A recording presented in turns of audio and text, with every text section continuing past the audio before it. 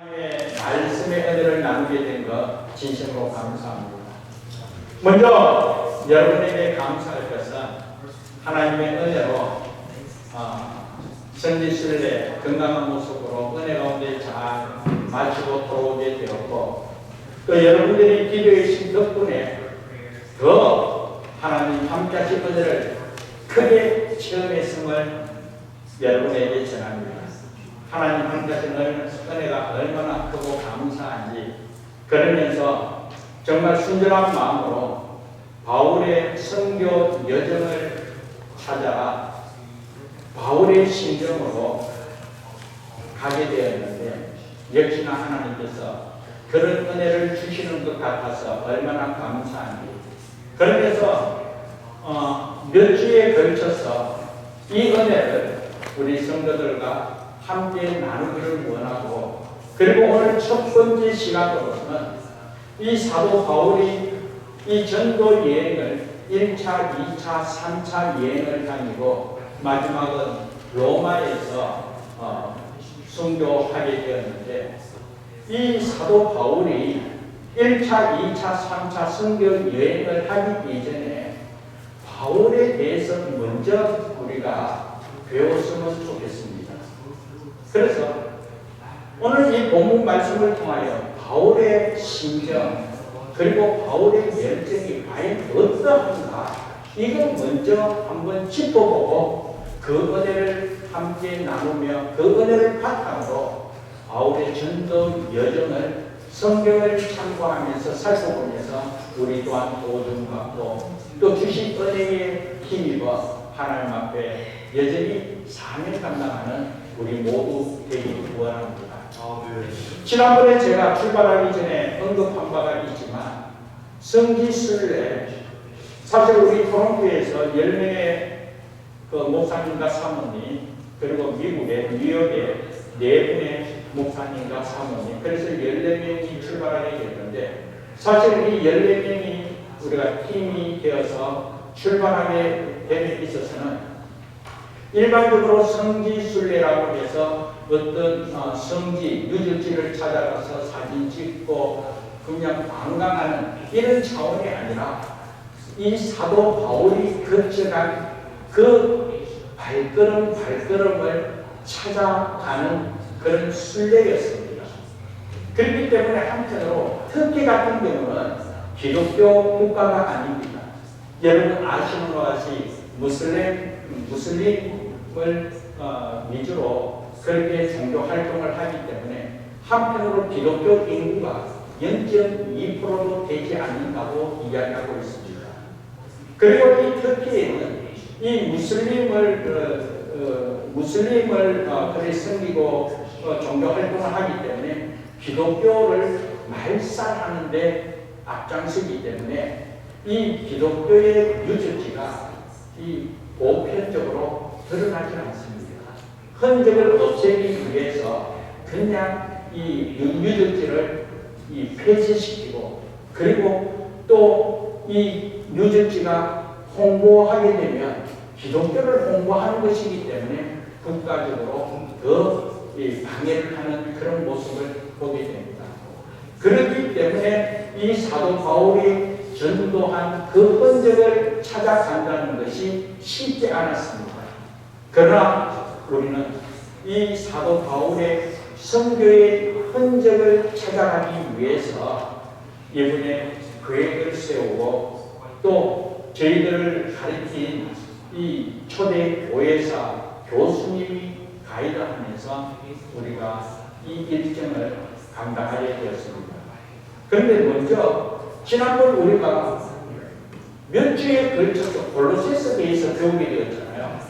그런데 마침 교수님께서 골로새 교회는 바울이 세운 교회가 아닙니다. 에바브라가 세웠죠. 그러나 그 골로새 교회를 한번 찾아가 보기를 원하여 제일 먼저 골로새 교회를 한번 찾아가 보게 되었습니다. 그런데 문제는 골로새 교회가 어디 있는지 흔적이 없습니다. 그런데 그 골로새 지역을 우리가 찾아서 가는데 하나님의 은혜로 그래도 골로새 지역의 표지판이 있는 것을 발견하게 표지판은 남아있더라는 것입니다. 그래서 여러분에게 이해를 돕기 위해서 한번 사진을 한번 준비하게 됐는데요. 골로새 표지판이 있더라는 거예요. 그래서 이 지역이 분명히 골로새 지역이다. 그렇다면 골로새 지역이라는 그런 흔적이 있어야 되는데 주변을 돌아봐도 이 골로새 이 초대 교회 당시의 그런 유적은 전혀 발견하지 못했습니다. 그래서 우리가 어떻게 해야 될까? 그냥 표지판에서 사진만 찍고 가야 할까? 아니다. 반드시 이 초대 교회 당시 골로새 그 예표가 남아 있을 것이다 하면서 드론을 띄우게 되었습니다. 그래서 우리가 이런 흔적을 찾기 위해서 이런 드론을 준비하게 되는데요. 이 드론을 띄우다 보니까 지금 표지판보다도 멀리 떨어진 곳에 이런 옛 흔적을 찾게 되었습니다.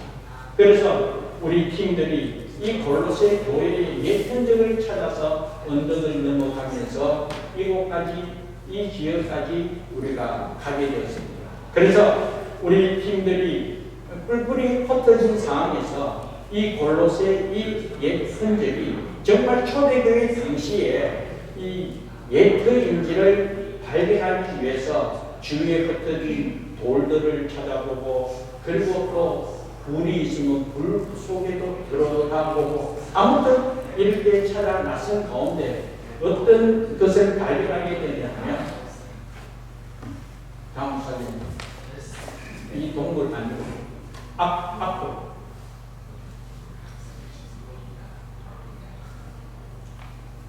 뭔가 잠깐만 그러면 여기서 그 예틀을 이렇게 돌아보는 가운데 이 비잔틴 시대의 이 기둥의 이 그루터기를 발견하게 되었어요.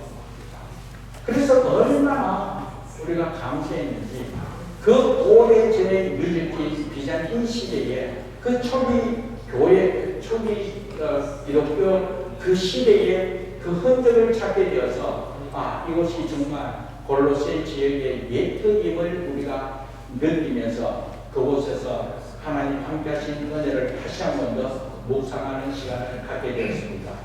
자, 제가 왜 먼저 이 이야기를 하느냐 하면 이번 성지순례는 일반 여행하는 거나 관광하는 그런 차원을 떠나서 성경의 지명을 쫓아서 바울의 흔적을 찾아서 바울의 심장으로 이 성지순례를 하면서 바울의 복음의 열정을 배우기 위하여 그리고 그런 바울의 심정으로 그 복음의 열정을 갖고 앞으로 우리가 이 땅에 살아가는 삶의 여정을 그와 같은 여정을 바탕으로 하나님의 뜻을 이루기 위하여 우리가 이 성지순례를 하게 되었습니다.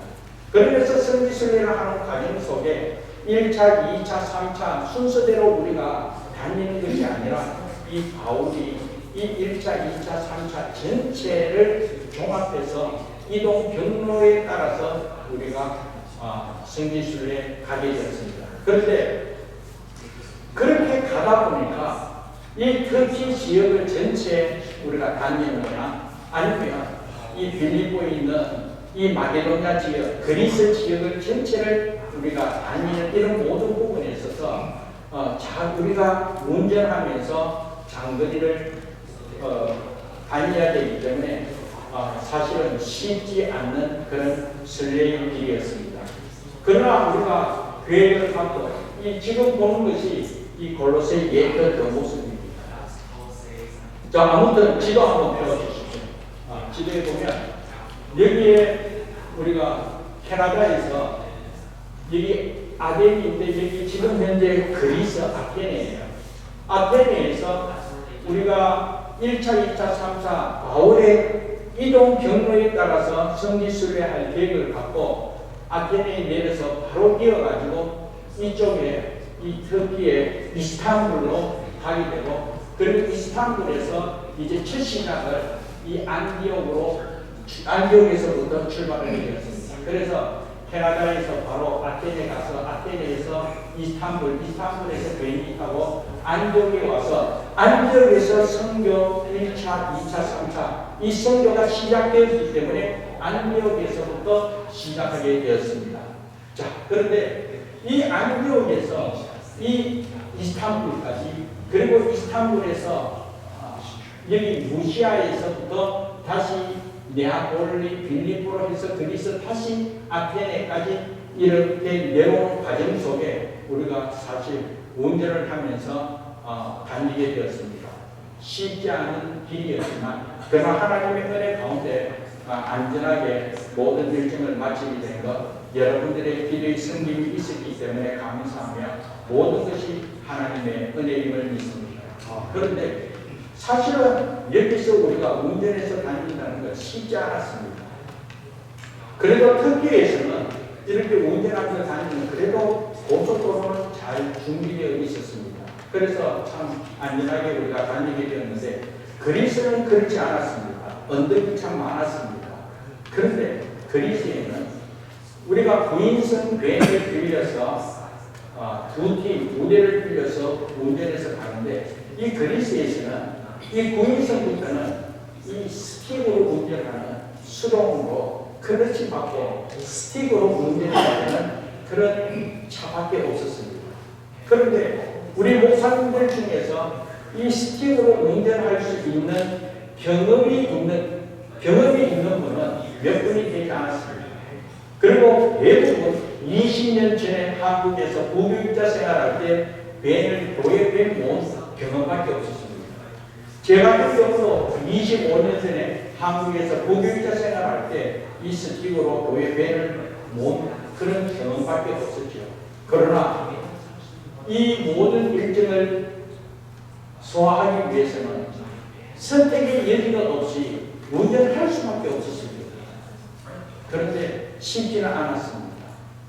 한 번은 제가 운전하는 가운데 일단 기회를 받고 출발을 했습니다. 문제없이 잘 갔습니다. 그런데 아침 출근길에 오르막을 올라가는데 바로 오르막 중간에서 신호등을 걸렸는데 앞에 차, 또 뒤에 차, 출근길에 이렇게 바짝 붙어가는 그런 상황에 오르막에서 신호등이 걸렸습니다. 그런데 다시 출발할 때 얼마나 겁이 나는지 조금만 밀려도 접촉사고가 나요. 근데 긴장하다 보니까 다리 힘이 안 들어가고 굳어가지고 앞으로 가지 못해요. 그냥 시동 꺼지는 거예요. 몇 번 꺼지는 거예요. 그래 힘이 안 돼요.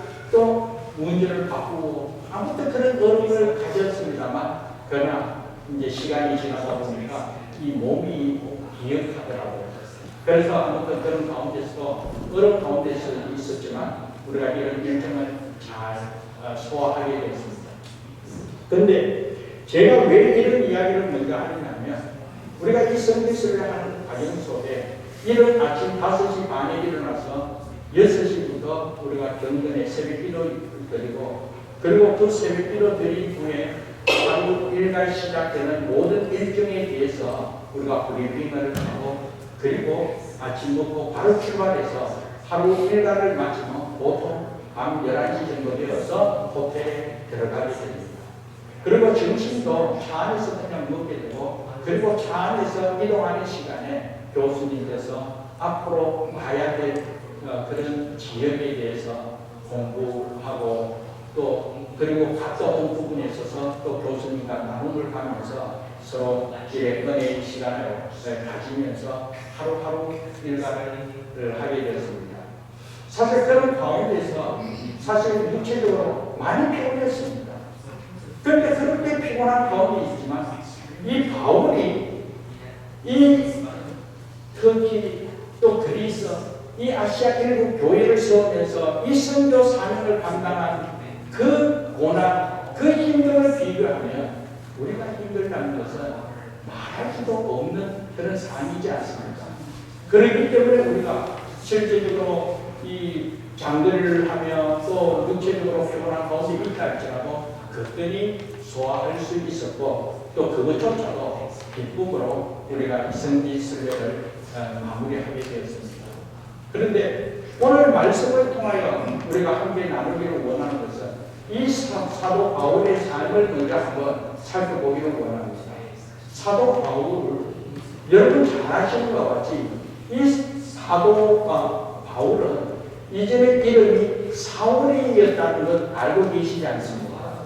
이 청년 사울은 이 예수 믿는 사람을 잡아 가두는데 앞장선 청년이었습니다.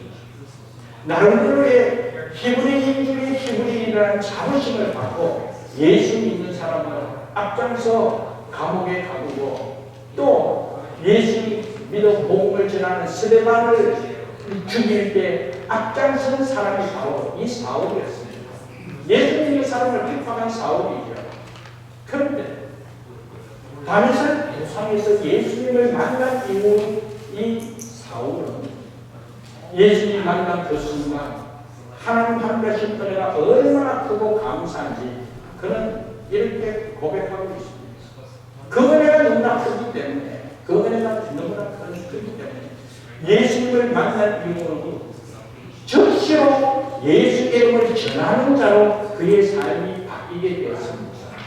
사랑하는 여러분, 우리가 여기서 한 가지 제가 오늘 알려주고 싶은 것은 사울과 바울, 사울의 이름이 바뀌어서 바울로 된다고 우리가 쉽게 우리가 접하지 않았습니다. 그래서 이 예수님을 만나기 이전에는 사울의 이름을 갖고 있다가 예수님을 만난 이후에는 이제 바울로 이름이 바뀌어서 복음을 전하는 자로 쓰임받게 되었다라고 보편적으로 알고 있지만 정말 성경을 참고해보면 그거는 올바른 내용이 아닙니다. 사울이나 바울이나 이것은 변화되었기 때문에 예수님 만나서 바뀐 이름이 아니고 원래 이름이 사울과 바울 두 가지 이름을 갖고 있었습니다. 예를 들어서 오늘 우리 자녀들 우리 이 캐나다에서 생활하다 보니까 자연스럽게 이민자의 자녀로서 한국 이름을 갖고 있고 그리고 학교에 가면 영어 이름을 쓰지 않습니까? 그와 마찬가지로 이 사울과 바울도 마찬가지였다는 것이죠. 그래서 사울은 유대 이민자로서의 이름이고 바울은 로마 시민권자로서 로마 신 이름이 바울입니다. 그렇기 때문에 예수님을 만남으로 말미암아 이름이 바뀌었다 이것이 아니라 예수님을 만난 이후에도 이 사도 바울이 이 사울이 안디옥 교회에 부름받을 때도 사울로 이름이 불러졌고요. 파송받을 1차 선교 여행에 파송받을 때도 사울이라는 이름으로 파송받게 되었고 바울로 이름이 많이 쓰임받게 된 것은 결국은 선교 여행을 가면서 이 로마에서 복음을 전하기 위해서는 로마 이름이 복음 전하는데 더 효과적이기 때문에 바울이라는 이름을 사용했다는 것입니다.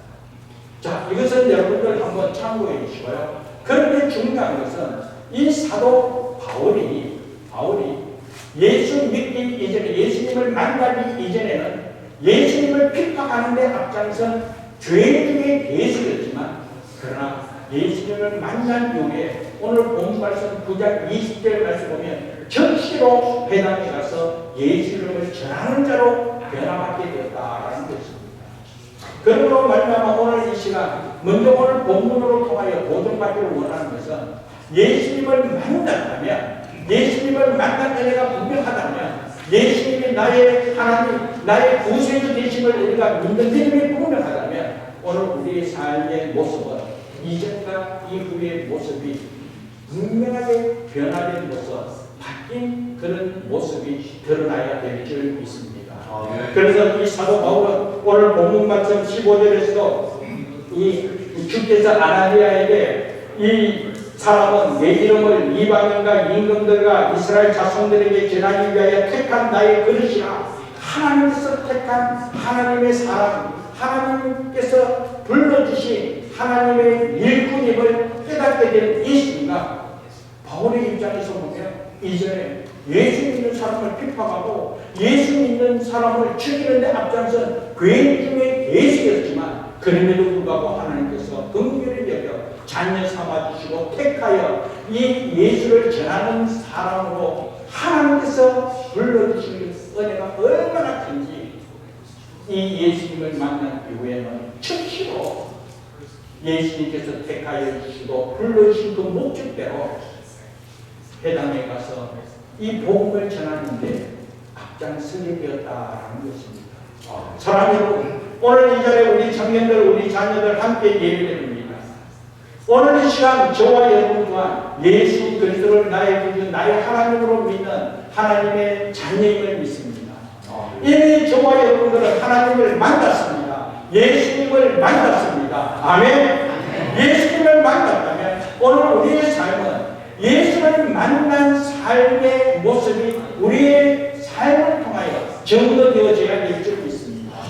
즉시로 변화된 그 모습. 그래서 오늘 이 시간은 저와 여러분 변화된 모습으로 하나님께 영광을 돌리고 하나님의 목적하신 대로 살아가는 우리 모두 되기를 주님의 이름으로 축복합니다. 그러면서 오늘 본문 말씀을 통하여 또 깨닫기를 원하는 것은 16절 말씀입니다. 그가 내 이름을 위하여 얼마나 고난을 받아야 할 것을 내가 그에게 보이리라. 하나님께서 택하여 주신 것 참 은혜죠.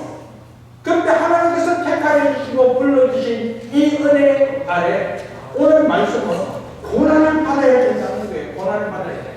예수를 믿게 되고 예수님으로부터 부름을 받아 하나님의 자녀가 되면 모든 부분에 있어서 순탄한 삶을 살아야 되지 않을까. 예수를 만나고 예수의 은혜 가운데 살아간다면 우리가 평안을 누리고 기쁨을 누리고 만사가 형통해야 되는 것 당연하지 않겠습니까?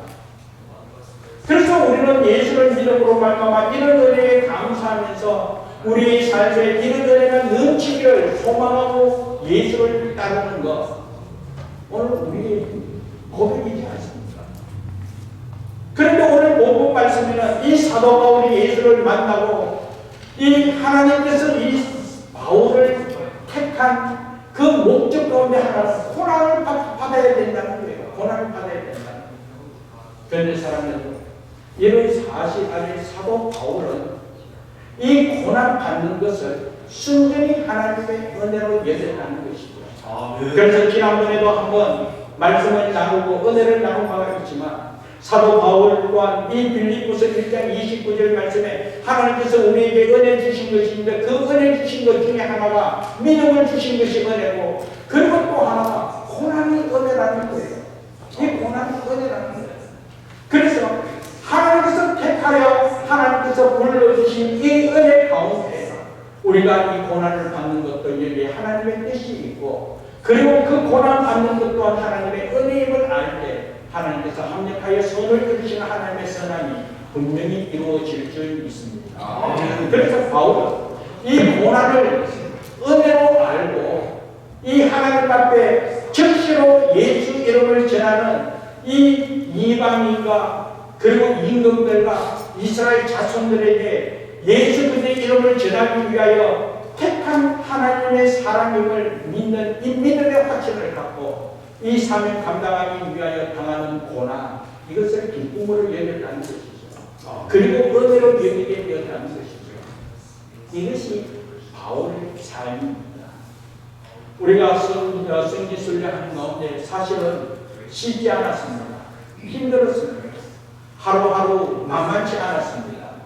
그럼에도 불구하고 바울이 걸어갔던 그 길을 우리 또한 걸어가면서 바울은 정말 이 특기는요 정말 메말랐습니다. 광야와 마찬가지였습니다. 이 차가 있는 것도 아니지요. 그래서 다니게 됩니다. 헐벗었습니다. 많이 굶주립니다. 그리고 위험이 너무나 많이 있었습니다. 그럼에도 불구하고 사도 바울은 이 하나님의 사명을 감당하기 위하여 고난도 유익이라 고난도 은혜라 그렇게 여기면서 하나님의 사명을 감당하는 그 바울의 심정을 우리가 바라볼 때 우리 또한 승리순례하는 가운데 어떤 어려움이 있다 할지라도 그때니 받아들이고 은혜로 우리가 감당했기에 하루하루 기쁨으로 이 승리순례의 일정을 마무리하게 되었습니다. 그런데 사랑하는 여러분, 성경을 통하여 사도 바울이 얼마나 그런 은혜를 고난을 받았는가 한 예를 한번 들어보면 저희들이 이 안디옥에서 이 바울의 행적을 따라서 이 루스드라라는 지역에 가게 되었습니다. 루스드라에 대한 지역은요 사도행전 14장에 기록되어 있습니다. 사도행전 14장 8절 말씀 이하 3절 말씀 보면 루스드라에 대해서 나오게 되는데요. 이 사도 바울과 바나바가 루스드라에 들어갔을 때 그때에 이 발을 쓰지 못하는 한 사람이 앉아 있더라는 것이죠. 나면서부터 장애가 있는 이 사람은 이 바울이 일으키게 됩니다. 그러니까 그 루스드라 그 동네에 나면서부터 일을 쓰지 못하는 이 장애인이 자기의 불백기를 나니까 이 난리가 나지 않았습니다. 그래서 그 당시에 이 루스드라는 이 제우스 신을 섬기는 그런 동네였습니다. 그런데 그 동네 사람들이 이 바나바와 바울을 제우스 신이 이 땅에 내려왔다고, 그래서 바나바를 제우스 신이라고 이야기하고 바울을 헤르메스라고 그렇게 신으로 여기고 이들에게 황소를 잡아가지고 발을 가지고 이 제우스 신상을 섬기는 제사장이 와서 바나바와 바울에게 절을 하면서 섬기려고 하는 거예요. 신이 내려왔다고. 그때 바나바와 바울이 이 14장 15절 이하 보면 우리도 여러분과 같은 성경을 가진 사람이라 여러분에게 복음을 전하는 것은 이런 헛된 일을 하지 못하게 하기 위하여 그리고 살아계신 하나님께로 돌아오게 하기 위하여 우리가 이곳에 왔고, 그리고 우리가 신이 아니라 살아계신 하나님이 계시기에 그 하나님을 믿어야 된다고 그렇게 복음을 전하게 되는 것입니다. 그런데 사람들은 이렇게 복음을 전하는 현장 속에 그 복음을 통하여 받아들여서 예수의 사람으로 하나님의 은혜를 누리는 사람이 있는가 하면 그럼에도 불구하고 여전히 이 바울을 핍박하는 사람이 있다는 것이죠. 지도 한번 보여주실래요? 지도에 보면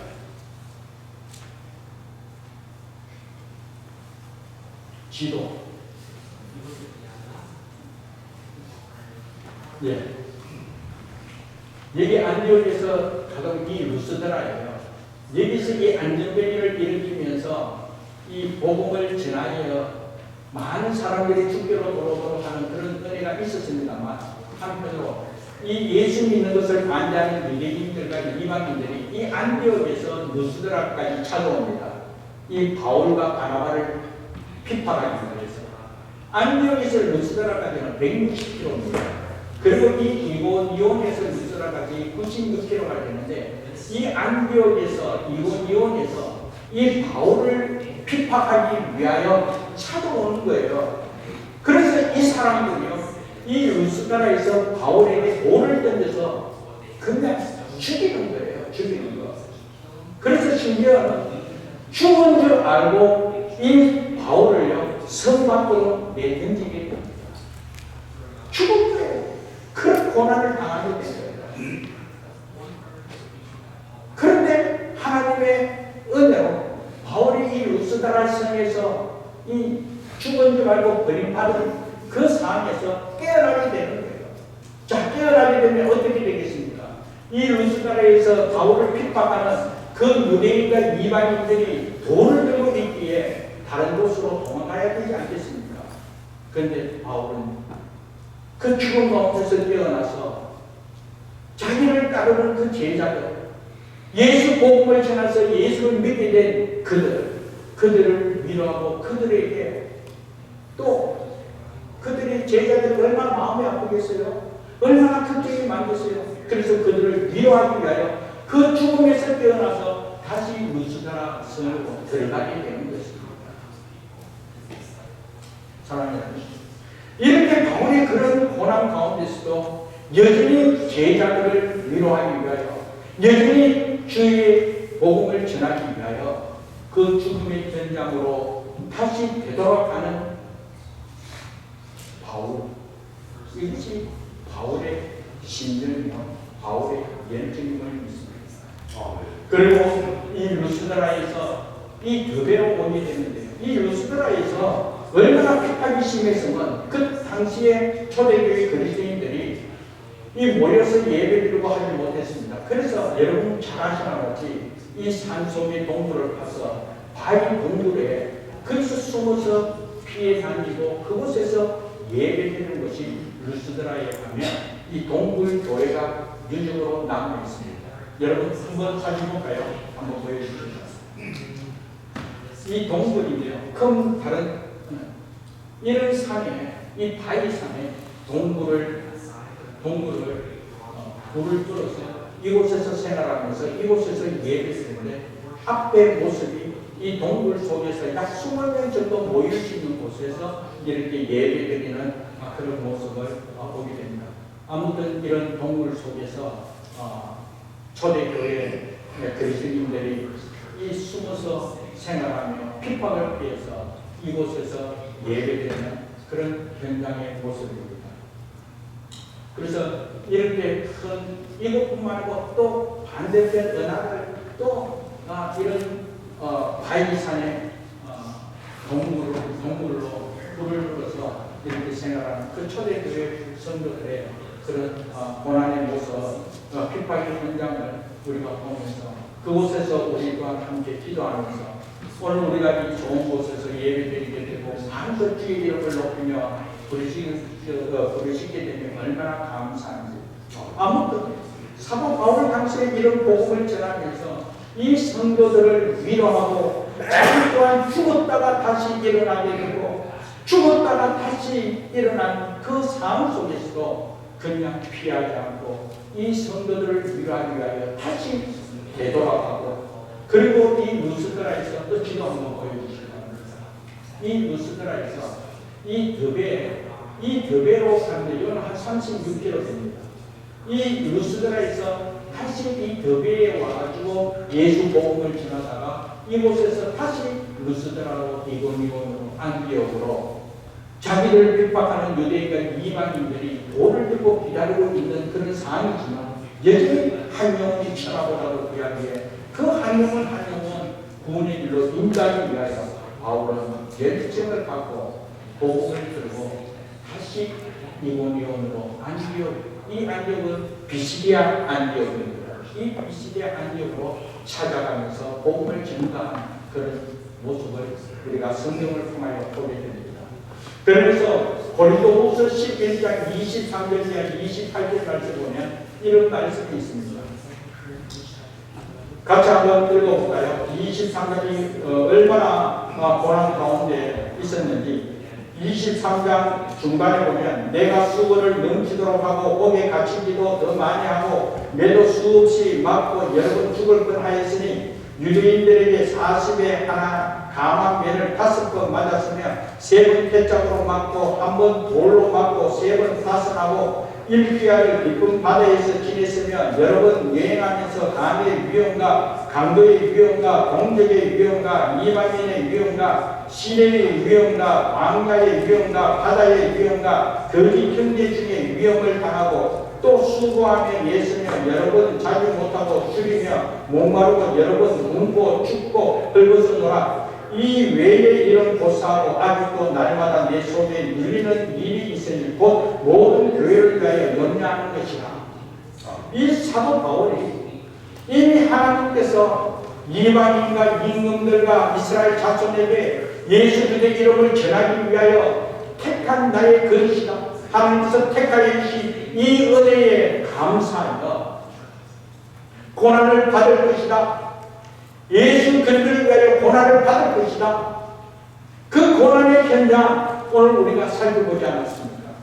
그리고 실제로 이렇게 복음을 전하는 가운데서 말로 표현할 수 없을 정도로 옥에 갇히고 매도 맞고 강도의 위험과 정말 수없이 수고하고 예수고 줄이고 목마르고 굶고 이런 여러 부분을 구체적으로 나에게 있습니다만 그런 고난이 있다 할지라도 바울은 그때는 약함이 곧 강함이라고 내 약함 자체가 하나님의 은혜라고 이렇게 힘들고 어려움이 있을 때 바로 이 어려운 가운데 주님 함께 하시는 하나님의 위로하심이 있고 힘들고 어려움이 있다 할지라도 현실적으로 말로 표현할 수 없는 그런 고난 가운데 있다 할지라도 주님께서 위로하시는 위로가 있고 주님께서 붙들어주시는 은혜가 있고 주님께서 감당할 수 있는 능력을 키워내기에 자신의 약함이 하나님의 은혜와 그 능력을 경험할 수 있는 은혜의 방편으로 알고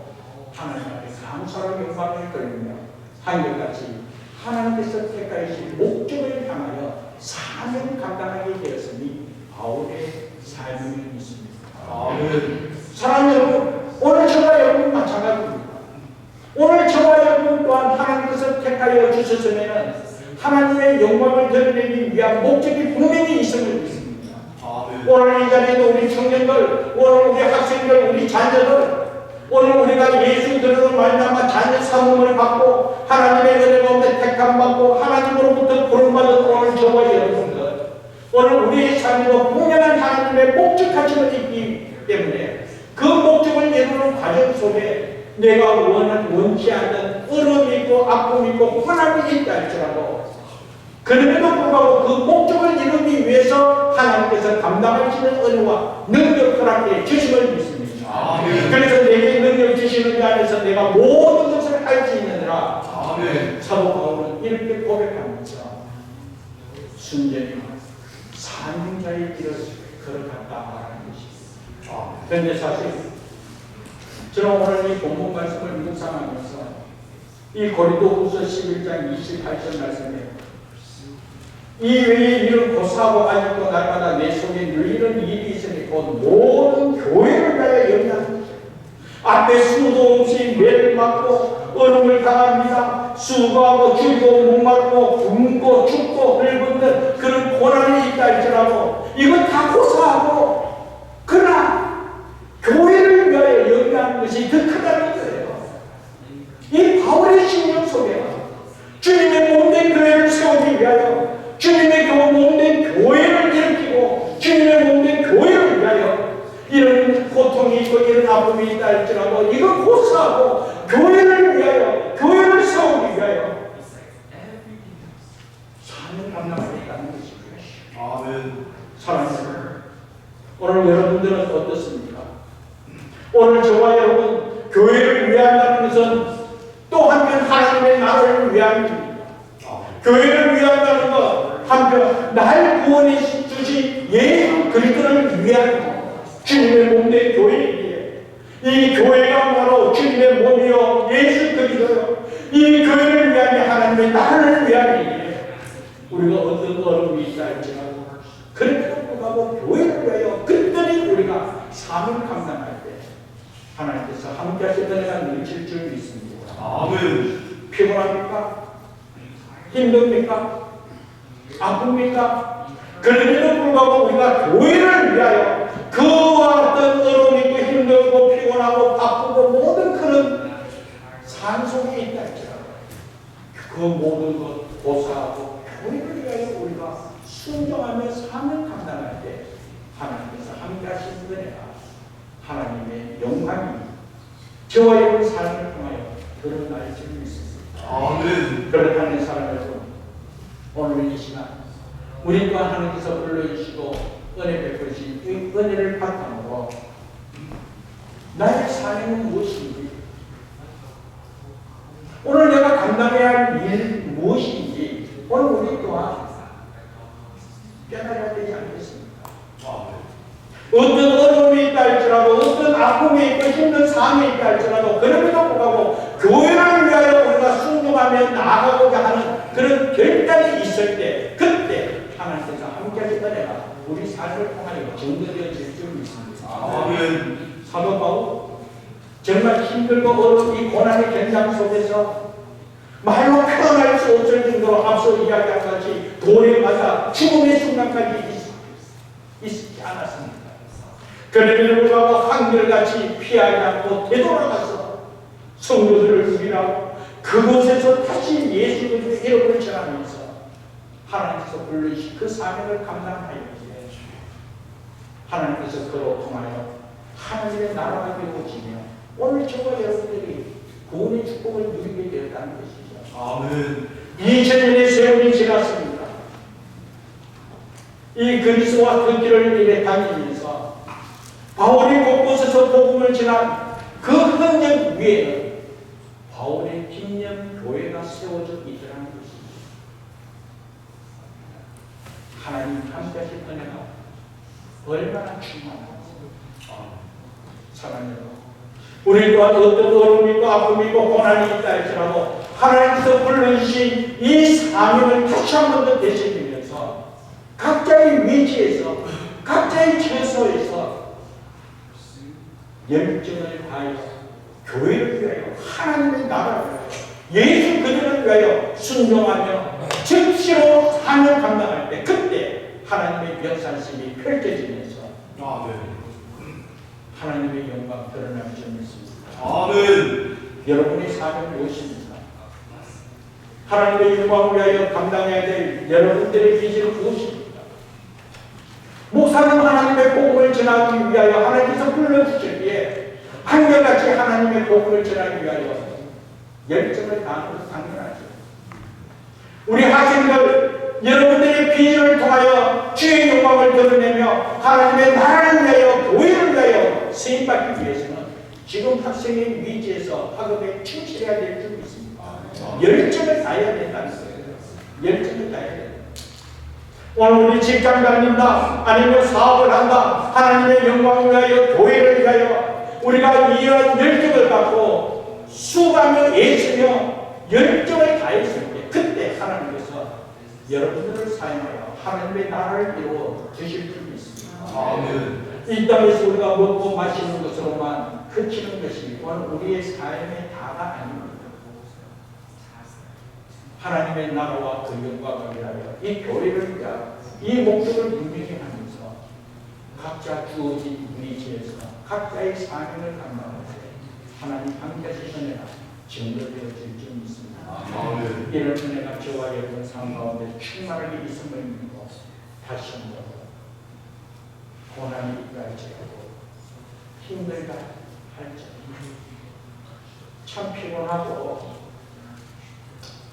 참 어떻게 할 수 없을 정도로 지쳤다 할지라도 그래도 교회를 위하여 하나님의 나라를 자리에 불뜻 일어날 수 있는 우리 모두가 될 때 그때 하나님께서 감당할 수 있는 은혜와 능력 주시면서 하나님의 영광 하나님의 뜻을 이 땅에 이루어지게끔 사용해 주심을 믿습니다.